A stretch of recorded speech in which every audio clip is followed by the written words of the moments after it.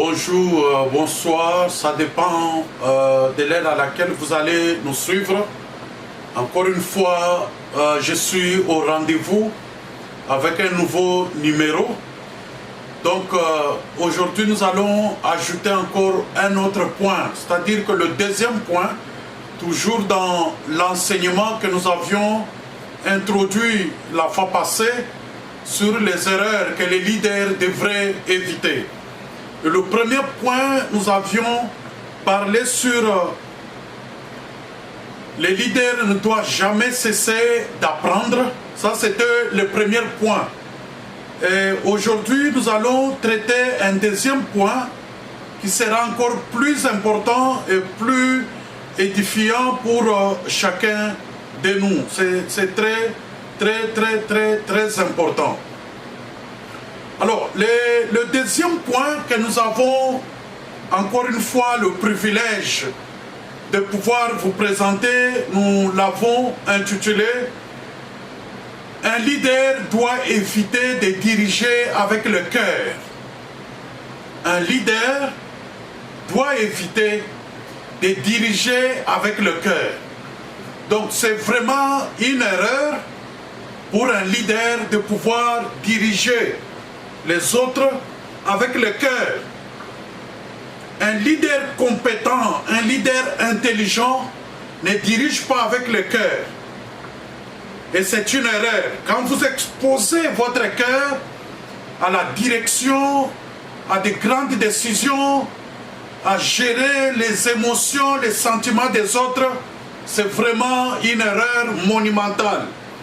Donc, un leader doit éviter de diriger avec le cœur, mais il est conseillé à un leader de diriger avec la tête. C'est très important d'épargner votre cœur à la direction, à votre leadership, mais beaucoup plus d'exposer votre intelligence. Le leader doit épargner le cœur, mais il doit exposer son intelligence, la tête, parce que on dit que l'homme c'est un cartésien, c'est-à-dire il est caractérisé par la logique des calculs, c'est-à-dire qu'il expose la tête, il expose l'intelligence. Donc si vous êtes un leader, vous devez éviter de diriger avec le cœur. Le cœur est très sensible. Et même la Bible dit, mon fils, garde ton cœur plus que toute autre chose. Si tu exposes le cœur aux problèmes, aux difficultés, je crois qu'un jour tu vas craquer. Mais c'est plus intéressant pour un leader d'exposer son intelligence, d'exposer le raisonnement, d'exposer son intelligence aux problèmes. Quand il y a un problème, ne le résout pas avec le cœur. Alors, pourquoi ne pas résoudre les problèmes avec le cœur? Vous savez, lorsque le cœur est exposé, il fait appel aux émotions et aux sentiments. Et le plus souvent, c'est ainsi que vous allez trouver naturellement, il y a des gens qui sont émotionnels, qui sont sentimentaux, qui fonctionnent même en exerçant leur leadership, ils fonctionnent avec les émotions. Ils fonctionnent avec le sentiment. C'est normal, tout homme a des sentiments, tout homme a des émotions, mais qui doivent être équilibrées. Parce qu'il y a des personnes qui opèrent à l'extrême limité, à l'extrême limite. C'est-à-dire quoi? Si il est émotionnel, tout ce qu'il pose comme acte est téléguidé, est télécommandé par les émotions et non par l'intelligence. Je vais vous donner un exemple pour un leader émotionnel ou sentimental. Il est trop sentimental. Quand c'est du genre de personne, s'il a la joie, il a cette joie jusqu'à l'extrême limite. C'est-à-dire, c'est une joie excessive, une joie qui déborde. une joie qui va même au-delà des normales. Ça, c'est un leader émotionnel. Il y a aussi un autre extrême limite, c'est le leader, lorsqu'il est en colère, c'est vraiment, ça va au-delà. C'est une colère très farouche. C'est quelqu'un, lorsqu'il se fâche, tout tremble autour de lui. Tout le monde est mal à l'aise. Tout le monde sait aujourd'hui que le boss est fâché. C'est toute l'entreprise qui est mal à l'aise, qui est indisposée. Ça, c'est le genre de leader émotionnel. Ils opèrent jusqu'à l'extrême limite. Donc, ça, c'est déjà, si vous êtes dans ces cas-là, sachez que vous êtes un déséquilibré mental et que vous avez besoin de consulter un psychiatre, parce que tout sentiment et toute émotion doit être réglée. Alors, quand vous êtes un leader et que vous avez des sentiments excessifs, c'est-à-dire que vous allez au-delà des limites et vous tombez déjà dans les déséquilibres. Donc, vous êtes un déséquilibré. Vous avez besoin d'un traitement psychologique et psychiatrique. C'est très important.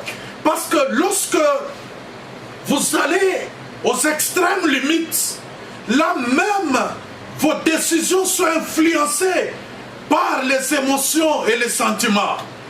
Je vais donner un exemple. Les jours où tu es un leader et fâché dans l'entreprise, il y a des gens qui sautent sans raisonnement. Jusqu'à quelqu'un qui peut te contredire un peu parce que tu n'es pas de bonne humeur, parce que tu es fâché, tu t'es discuté le matin avec ta femme à la maison. Ce sont les gens qui sont licenciés en désordre. Les gens sont chassés au travail en désordre. Donc, tu n'as pas le temps de réfléchir, mais tu es téléguidé par les émotions. Et même les décisions que tu vas prendre seront commandées par les émotions et non par l'intelligence.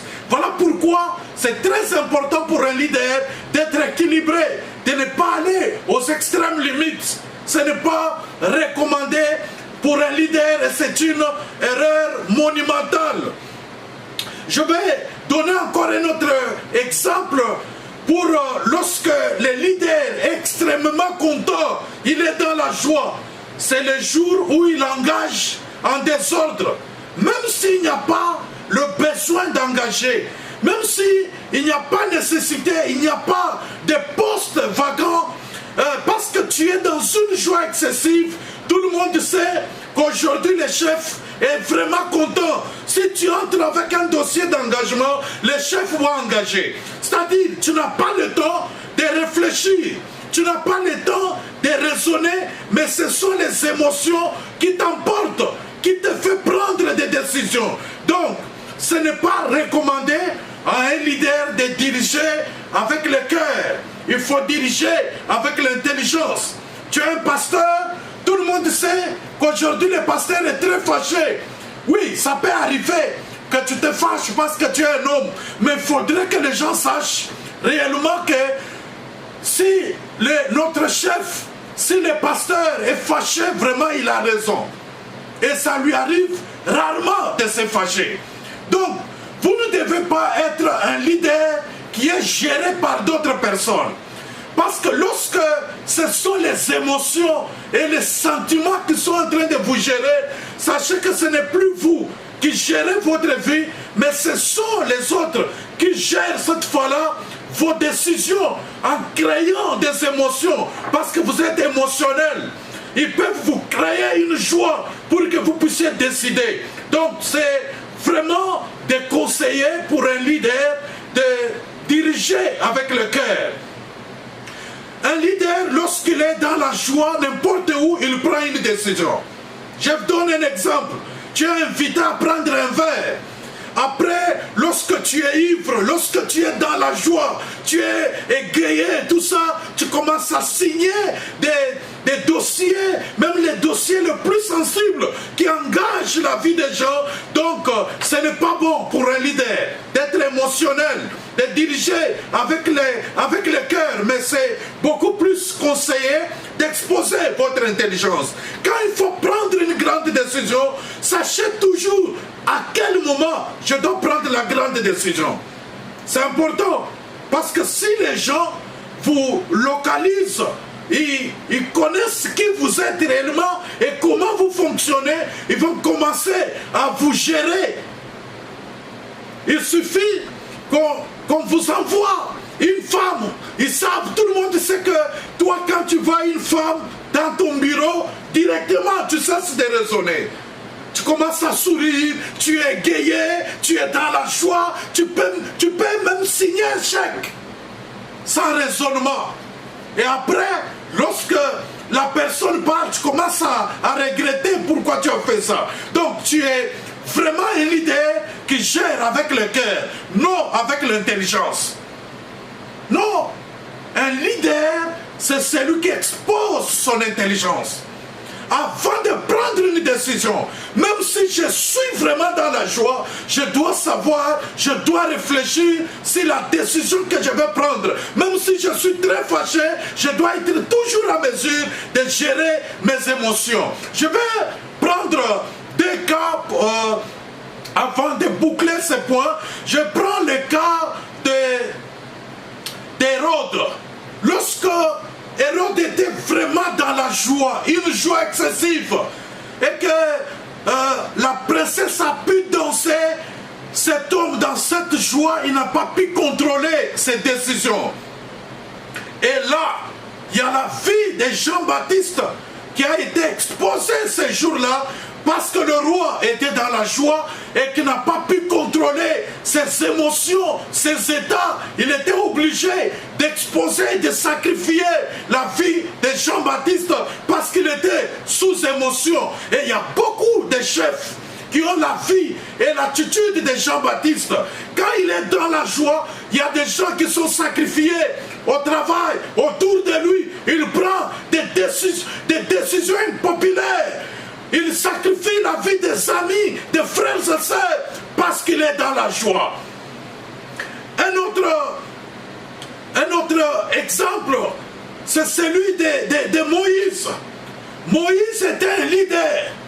Voilà que Dieu va dire à Moïse, va frapper au rocher, l'eau sortira. Mais parce que Moïse était dans ses états de colère, il était triste, il était déjà fâché. Moïse n'a pas pu faire exactement ce que Dieu lui a dit. Il s'est tourné vers le peuple. Il a commencé à parler au peuple au lieu de parler au rocher. Donc, il était seulement dans ces états qu'il n'a pas pu prendre la bonne décision. Il n'a pas pu agir conséquemment parce qu'il était quelqu'un qui ne savait pas gérer ses émotions. Il était quelqu'un qui dirigeait avec le cœur, non avec l'intelligence. Donc, ce qu'il faut retenir avec ce point, c'est qu'un leader, c'est lui, il expose sa tête, il expose son intelligence, il expose son raisonnement lorsqu'il est devant une situation, lorsqu'il est dans un problème, lorsqu'il est devant une grande décision à prendre. Il ne se laisse pas entraîner par les émotions et les sentiments, parce que toutes les fois que tu prendras une décision sous émotion, après, parce que en psychologie, on dit que l'émotion est passagère. Toutes les fois que tu prendras une décision dans ces états-là, tu vas toujours regretter. Alors, pourquoi regretter après si tu es un leader? Donc, tu seras toujours un leader qui revient sur ces décisions parce que ça n'a pas été réfléchi. Donc, à partir d'aujourd'hui, sache que quand tu dois prendre une décision, prends tout le temps. Même quand tu es fâché, même quand tu es dans la joie, prends le temps de pouvoir rester calme, de réfléchir. Il y a des leaders, si je peux aller plus loin, il y a des leaders qui prennent des décisions sur des lits, dans un lit, à l'hôtel. Tu prends une grande décision. Non, ce n'est pas raisonnable. Un leader prend toujours le temps de réfléchir avant de prendre une grande décision. C'est-à-dire qu'il ne faut pas exposer le cœur, mais il faut exposer votre intelligence. c'est important parce que l'intelligence a le temps d'analyser, a le temps de pouvoir critiquer la situation et même critiquer les types de décisions que vous voulez prendre. Si ça sera une décision constructive, une décision qui va apporter l'évolution, qui va renforcer votre leadership, ou bien ça peut mettre en cause votre leadership. Donc, toutes les fois qu'il faut réfléchir, pensez qu'il ne faut pas réfléchir avec le cœur, mais réfléchissez avec votre tête, avec votre intelligence. Et cela à tous les niveaux. Pasteur, chef d'entreprise, manager, chef d'équipe, à tous les niveaux où vous êtes, quand vous devez prendre une grande décision, retenez qu'il ne faut pas le prendre avec le cœur, mais prenez-les avec votre intelligence, avec votre cerveau, et c'est très, très, très important. Donc, nous nous limitons là pour aujourd'hui, et nous allons prochainement vous exposer un autre point que nous avons préparé pour vous. Donc portez-vous bien, vous allez, n'oubliez pas de pouvoir visiter notre page YouTube, notre page Facebook, d'aimer et de pouvoir vous abonner et surtout de partager. Portez-vous bien et à bientôt.